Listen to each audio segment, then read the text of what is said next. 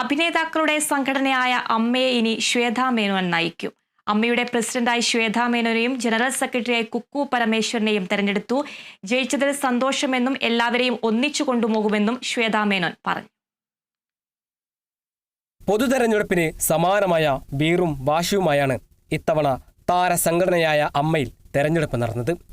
വാശിയേറിയ പോരാട്ടത്തിൽ പ്രസിഡന്റ് സ്ഥാനത്തേക്ക് ശ്വേതാ മേനോനെയും ജനറൽ സെക്രട്ടറിയായി കുക്കു പരമേശ്വരനെയും തെരഞ്ഞെടുക്കുകയായിരുന്നു. ദേവിനെ പരാജയപ്പെടുത്തിയാണ് ശ്വേതാ മേനോൻ വിജയം നേടിയത്.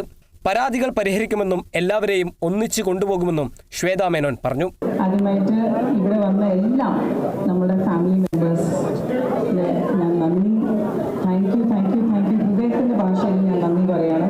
298 മെമ്പേഴ്സ് വന്നിട്ട് ഇവിടെ വോട്ട് ചെയ്തിട്ടുണ്ട്.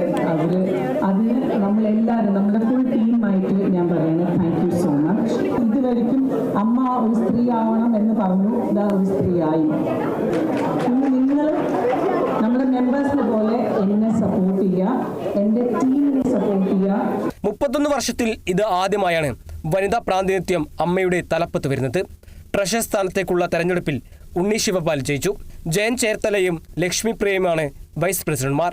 സരയു മോഹൻ, അഞ്ജലി നായർ, ആശ അരവിന്ദ്, നീന കുറുപ്പ്, കൈലാഷ്, സന്തോഷ് കീഴാറ്റൂർ, ടിനി ടോം, ജോയ് മാത്യു, വിനു മോഹൻ, റോണി ഡേവിസ് രാജ്, സിജോയ് വർഗീസ് എന്നിവരാണ് എക്സിക്യൂട്ടീവ് കമ്മിറ്റിയിലേക്ക് തെരഞ്ഞെടുക്കപ്പെട്ടത്. 504 അംഗങ്ങളുള്ള സംഘടനയിൽ 298 പേരാണ് വോട്ട് ചെയ്തത്. കഴിഞ്ഞ തവണ 357 പേർ വോട്ട് ചെയ്തിരുന്നു. 12% ഇടിവാണ് പോളിംഗ് ശതമാനത്തിലുണ്ടായത്. Kerala vision news, Kochi.